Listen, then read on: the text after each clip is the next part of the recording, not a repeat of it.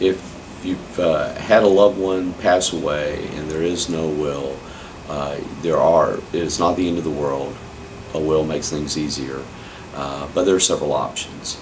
And so the range of options runs from doing an affidavit of heirship, which is cheap but may not work, to a full-blown administration at the court and a declaration of heirship at the court.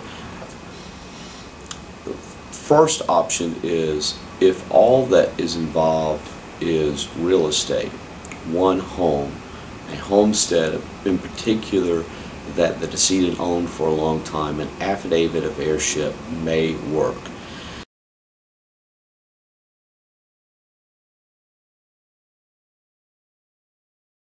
Sometimes an easy option to wrap up an estate is an affidavit of heirship, but it has a very limited use. First, it probably will only work for a homestead. Understand that affidavits of heirship are really a procedure not endorsed by the Texas Probate Code. Nobody has to rely on an affidavit of heirship. An affidavit of heirship is just a sworn document filed in the real property records, usually signed by two people who know the family but aren't family members, that describe the decedent's marital and family history, and therefore it establishes who the heirs of the estate are.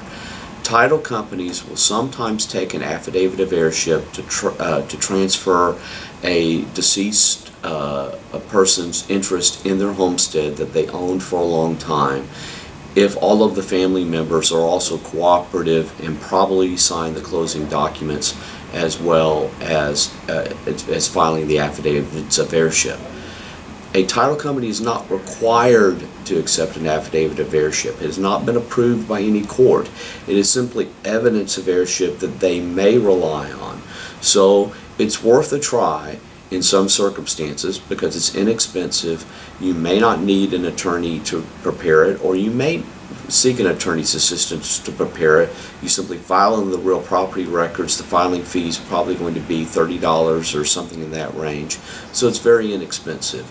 It just may not work.